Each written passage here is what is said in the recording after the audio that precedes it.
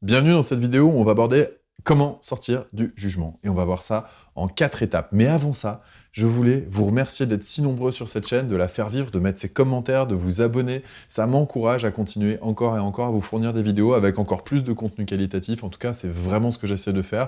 Vous proposer des solutions concrètes et vraiment efficaces pour pouvoir vous aider à gérer ces moments qui sont difficiles et avancer pas à pas vers l'autonomie affective.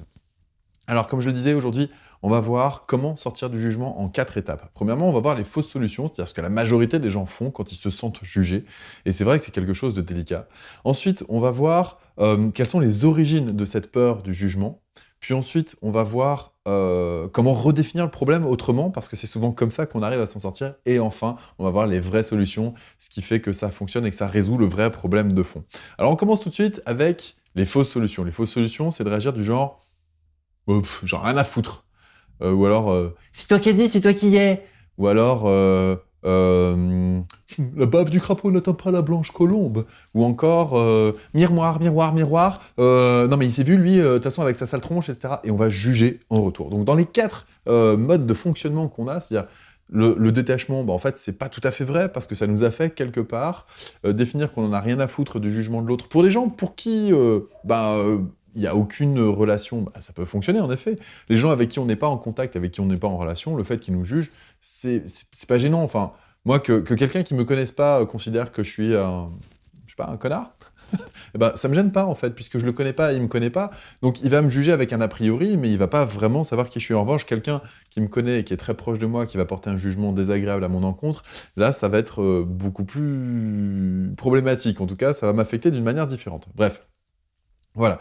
Donc, dire qu'on n'en a rien à faire et s'en détacher, tout dépend de l'importance qu'on accorde à la personne. Mais prétendre qu'on n'en a rien à faire, ça marche pas vraiment, parce qu'on va jouer un personnage, et au fond, on est un peu ravagé, et ça nous fait quand même un petit peu de mal, notamment dans les relations au travail.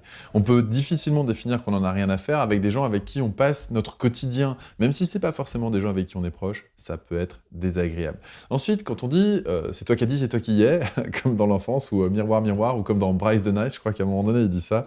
Désolé pour les références, elles sont de mon âge, hein, voilà, mais on fait comme on peut. Il y a peut-être un fond de vérité dans l'histoire, c'est que souvent on va reprocher à l'autre ce qu'on n'est pas capable de se reprocher à soi-même. Et en même temps, cette façon de réagir, c'est aussi une façon de ne pas comprendre ce qui se passe en soi, et c'est une façon, on va dire, de projection sur l'autre, de cette peur qu'on a en soi d'être jugé, et d'une forme d'affirmation de soi, mais au détriment de l'autre. On va le traiter avec un peu de mépris, comme ça. De la même manière que la phrase d'après que j'ai proposée, c'est-à-dire « la baffe du crapaud n'atteint pas la blanche colombe », dans cette phrase-là, qu'est-ce qui va se passer? Eh bien, on va se situer au-dessus, en tout cas, on va se prétendre au-dessus, et on va avoir une position de condescendance par rapport à la personne qui nous juge. Comme si c'était ça qui allait résoudre le problème, parce que de toute façon, en général, hein, si une personne nous juge, c'est qu'elle s'est située au-dessus de nous pour se permettre de nous juger, et nous, à ce moment-là, en retour, on va se mettre au-dessus d'elle pour la juger, mais ça en finit jamais, en fait. Et puis, ça peut que créer des conflits, en tout cas, ça résout pas cette peur qu'on a fondamentalement en soi. Et puis, cette espèce de réaction miroir de dire ouais, mais de toute façon, lui m'a jugé, alors je peux bien le juger aussi. Bah, finalement, c'est se mettre au même niveau, et puis c'est continuer à propager la difficulté du jugement et de la réception du jugement. Et encore une fois, c'est pas ce qui va nous apporter une forme d'harmonie intérieure, de satisfaction et de paix. Donc voilà ce que je voulais vous proposer pour les fausses solutions. Maintenant, on arrive à la deuxième partie, à savoir les origines. D'où est-ce que ça vient, cette peur d'être jugé? Ça s'ancre profondément dans l'enfance. Quand on est enfant, on a besoin, absolument besoin, de plaire à ses parents parce qu'on en est dépendant pour survivre. On vit dans un environnement où, bien, si on ne plaît pas à ses parents, on n'obtient pas d'attention, on n'obtient pas de considération, eh bien on est en danger de mort parce que seul, on n'est pas capable de s'habiller, de se loger, d'aller travailler, de gagner de l'argent, bref, on n'est pas capable de s'insérer dans la société. On a besoin, on a vraiment besoin, c'est vital, de l'accompagnement de nos parents pour y arriver. Simplement, pour pouvoir faire en sorte qu'ils nous accompagnent dans cette évolution et dans cet accès à l'autonomie, eh bien, on va avoir tendance à vouloir leur plaire. Comme ça, si on leur apporte satisfaction, en retour, on aura cette protection. Et c'est comme un espèce d'échange, c'est-à-dire que nous, on va leur apporter la satisfaction de correspondre à leurs valeurs, à leurs projections d'avenir éventuellement qu'on a sur nous. Je sais que, par exemple, il y a des fils de médecins qui deviennent médecins eux-mêmes alors qu'ils auraient envie d'être artistes ou footballeurs, mais voilà, vu qu'ils reçoivent la projection et qu'en contrepartie, ils ont eu toute cette attention, toute cette sécurité matérielle, tout ce soutien financier, tout ce soutien dans les projets aussi éventuellement, eh bien on va vouloir être conforme à l'éducation de nos parents. C'est la notion de « je t'aime si ». Si tu fais ce que je te demande, à ce moment-là, je te donnerai de l'amour. Ou en fait, un semblant d'amour. Je te donnerai de l'attention. Je te donnerai ouais, de la considération. Et puis, je te donnerai cette protection matérielle en échange. Bon. Ça, c'est la première forme d'origine. Sauf qu'aujourd'hui, on est adulte.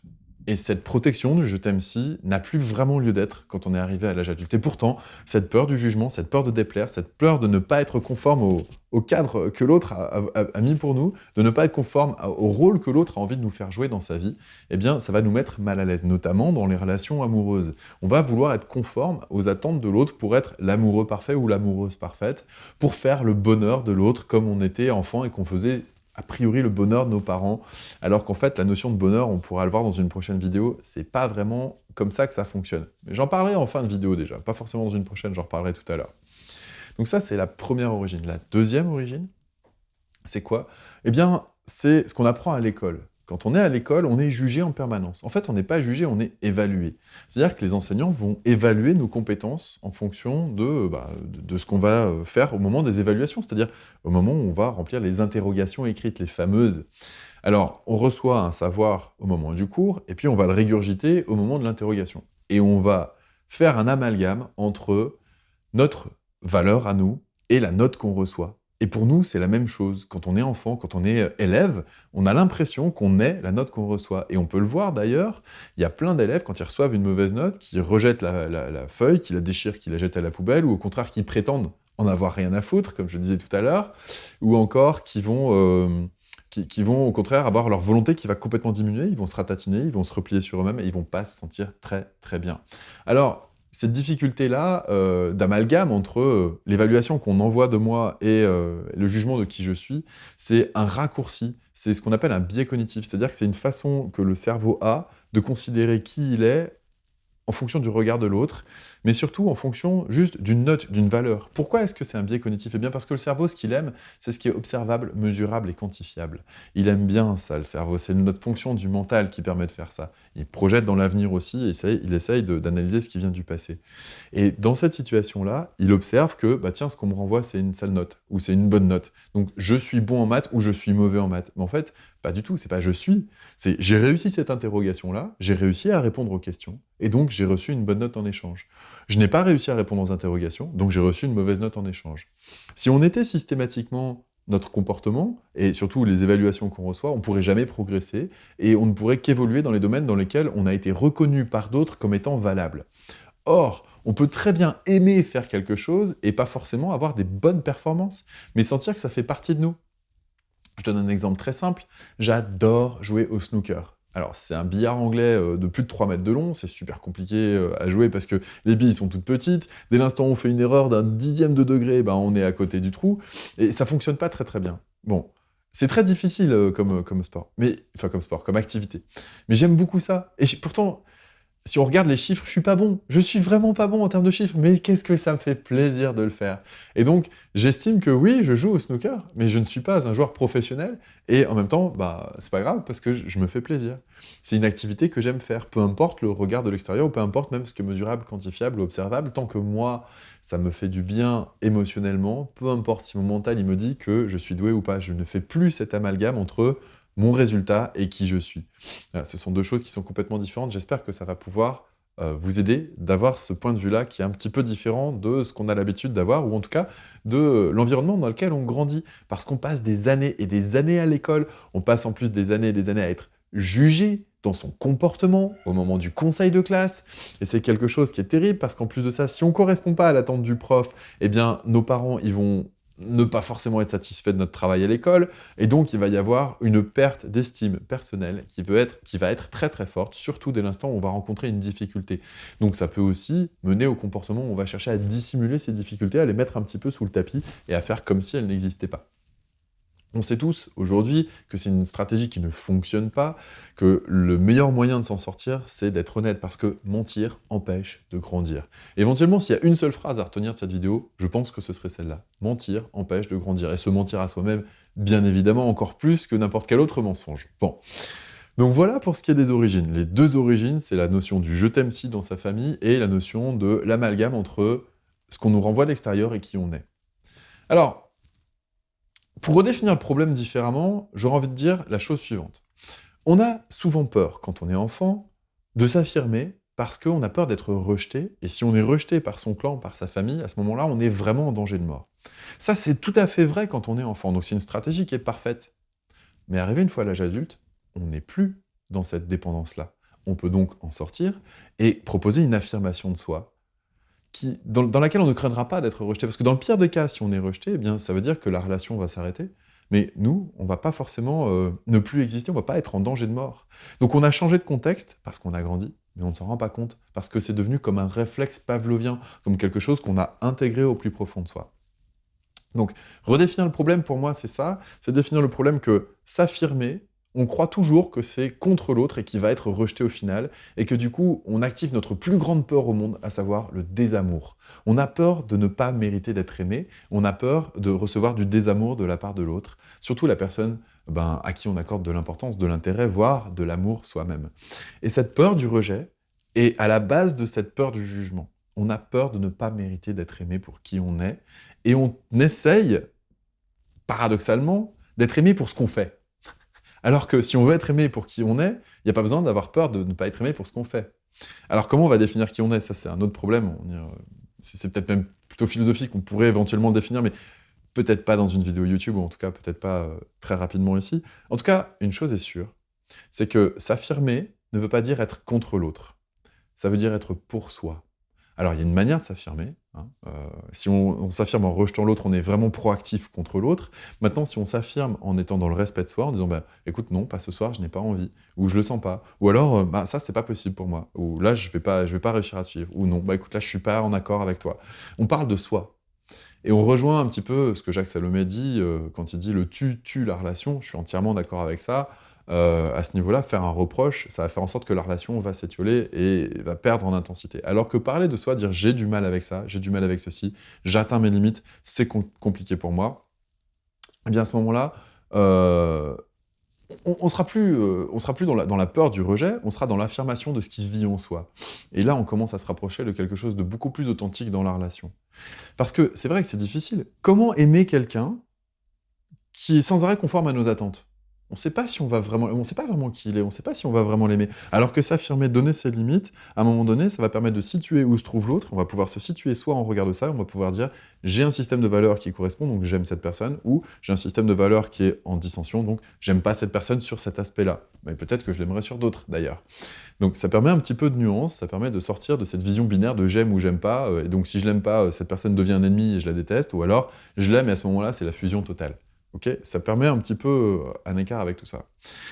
Et puis redéfinir le problème aussi pour moi, un 2e point que je voulais aborder, c'est, le suivant, c'est-à-dire que, de toute façon, la majorité des gens jugent.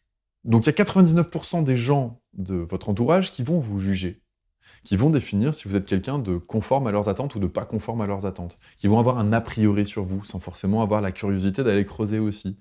Et donc ces jugements-là, eh bien ça fait partie des relations sociales telles qu'elles sont. Donc que vous ayez peur ou pas d'être jugé, de toute façon vous allez l'être. Donc autant vous affirmer, autant affirmer ce qui vit en vous, autant en parler, autant définir ce qui est acceptable pour vous et ce qui est pas acceptable pour vous. Et puis, vous verrez bien ce qui s'ensuit, mais en général, on a des très bonnes surprises si on ose faire ça. Alors, les vraies solutions, je viens déjà un petit peu de les aborder. Eh bien, je voudrais en définir 4, des vraies solutions, par rapport à cette peur du jugement. La première solution, c'est que l'amour, cette peur, on va revenir à la peur fondamentale, c'est cette peur d'être désaimé, de manquer d'amour ou de ne pas mériter l'amour. Eh bien, cet amour, il est en soi. Et on peut avoir de l'amour en soi. On peut aimer des choses, on peut aimer des gens, on peut aimer des animaux, on peut aimer des plantes, on peut aimer la nature, on peut aimer des tas de choses. Et cet amour, on le ressent en soi. Cet amour, il est en soi, il ne dépend pas de l'autre. Il ne dépend pas autant qu'on voudrait le croire de l'autre. Quand on est enfant, oui, notre survie dépend de l'amour de l'autre. Mais quand on est adulte, c'est plus tout à fait vrai. Et on peut développer l'amour en soi. Donc ça, c'est la première invitation que je voudrais vous faire pour sortir de la peur du jugement, c'est de développer l'amour en vous. La deuxième, c'est, ça sous-tend un petit peu tout le discours que j'ai depuis le début de cette vidéo, c'est de réaliser que l'autre a son propre système de valeurs et que moi j'ai mon propre système de valeurs. Et qu'il y aura des correspondances, mais il y aura aussi des dissonances, des dissensions, des endroits sur lesquels ça ne va pas matcher. Parce qu'on ne peut pas être en accord complet sur tout le système de valeurs de l'autre. Donc, mon référentiel à moi de perception du monde et mes valeurs à moi sont les miennes et ne correspondront pas de toute façon à 100% avec celles de l'autre. Donc, ce qui est important, c'est pas comment l'autre me perçoit, donc c'est pas comment l'autre va me juger, c'est-à-dire va juger que je suis en désaccord ou pas avec son système de valeurs, puisque par défaut, je vais l'être.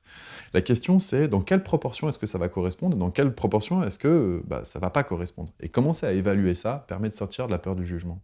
Parce que oui, de toute façon, il y a des valeurs qui ne vont pas correspondre, et il y a des valeurs qui vont correspondre. De toute façon. Parce qu'on ne peut pas être en accord total avec quelqu'un, ça n'existe pas. Il y a un moment donné où il y aura une dissension, c'est ce qui crée notre individualité. Et on en a besoin de cette individualité pour pouvoir se définir. Donc, cette peur du jugement, finalement, c'est quand on ne comprend pas vraiment ce qu'il y a derrière le jugement. Si on comprend derrière le jugement qu'il y a un accord ou un désaccord de système de valeurs, et que ces accords ou ces désaccords sont partiels et non pas total et absolus, et bien à ce moment-là, on commence à respirer un petit peu plus de ce que va nous renvoyer l'autre. L'autre va nous renvoyer des désaccords qu'il va percevoir dans certains domaines. Et il a le droit. Et le désaccord ne veut pas dire le rejet. Attention, c'est pas la même chose. Les mots sont différents et ils ont un sens différent. Et puis, il y a aussi un autre aspect, un troisième point, pardon, où pour moi il y a une vraie solution, c'est de considérer que moi, je suis différent des autres, donc dans le système de valeurs comme je viens de le dire, mais aussi dans les actes. C'est-à-dire que si jamais je fais quelque chose, je pose un acte, au travail ou bref, je pose un acte, et que je constate mon ignorance ou mon incompétence. Si je cherche à le dissimuler, à le mettre sous le tapis, à ce moment-là, je vais me prendre le retour de flamme un jour, parce que ça va être découvert probablement, ou alors j'ai un petit peu de chance et je suis passé à travers. Bon. Mais je sais pas si c'est vraiment de la chance, parce que ça empêche de grandir, encore une fois. Alors que si moi j'arrive à ne pas me définir à travers mes actes, mais que je me définis à travers quelque chose de beaucoup plus grand, je vais pouvoir accepter l'idée que j'ai des actes qui vont être les témoins de mon ignorance ou de mes incompétences. Et mon ignorance ou mon incompétence génère une forme de vulnérabilité. Cette vulnérabilité ne veut pas dire une fragilité. Ça veut dire que j'ai encore des choses à apprendre, ou ça veut dire que, il y a des personnes à qui je me ferai un plaisir de déléguer ce que je ne sais pas faire, ou là où je suis incompétent. Mon domaine d'incompétence, de toute façon, existe. On ne peut pas être omniscient. On ne peut pas être compétent dans tous les domaines. Il y en a forcément certains où, il y aura des gens qui seront plus compétents que soi. Et le fait de l'admettre permet de valoriser l'autre, et pas forcément d'avoir peur d'être jugé soi. Et donc, c'est un outil qui est très très intéressant, ça, c'est de valoriser l'autre là où il est plus compétent que soi-même, plutôt que de craindre d'être jugé comme étant incompétent. Et éventuellement d'être curieux d'ailleurs de la compétence de l'autre et lui poser des questions pour s'autoriser à grandir. Pourquoi pas? Ça, c'est l'option supplémentaire, on n'est pas obligé d'être vraiment intéressé par ça. Et le dernier point, c'est la notion de bonheur. Donc, j'ai dit tout à l'heure que j'allais en parler en fin de vidéo, voilà, j'en parle maintenant. Le bonheur, pour moi, c'est pas d'être en accord avec ce que pense l'autre. C'est pas d'être en accord avec le système de valeurs de l'autre. Pour moi, être heureux, et être heureux dans une relation, c'est être en accord avec ce qui vit en moi. Si je commence à jouer un personnage, si je commence à faire semblant, je vais commencer à créer une dissension à l'intérieur de moi, et je vais me sentir mal. Et mon inconscient va m'envoyer des émotions désagréables pour me le rappeler, d'ailleurs. Alors que, si je commence à accepter l'idée que, pour être dans une relation authentique avec l'autre, je vais essayer d'être en accord avec ce qui vit en moi, sans être contre l'autre, bien sûr, l'idée c'est d'être pour soi, mais pas contre l'autre, à ce moment-là, on va pouvoir toucher un petit peu plus du doigt une sensation de bonheur, et une sensation d'être en dehors de cette peur du jugement, et dans l'acceptation de ce qui est, et dans l'acceptation de la différence. Voilà, j'espère que cette vidéo t'aura parlé. Moi, j'ai pris énormément de plaisir à la faire. Si jamais il y a des points dans lesquels tu es en désaccord, n'hésite pas à les exprimer dans les commentaires, je serais ravi de les lire. Si jamais, au contraire, c'est quelque chose qui te plaît, n'hésite pas à partager cette vidéo, encore une fois, à liker ou à t'abonner, parce que moi, ça m'encourage à en faire davantage. Et puis, si jamais tu blogues dans ta vie personnelle sur certains aspects que je viens de développer dans cette vidéo, n'hésite pas à réserver une séance de coaching, je serai ravi de t'accompagner, ou éventuellement à t'intéresser au programme de formation que je propose, qui sont beaucoup plus complets que ces petites vidéos qu'on peut trouver sur YouTube. Voilà, sur ce, je te remercie de ton attention et je te dis à très bientôt sur la chaîne. Salut!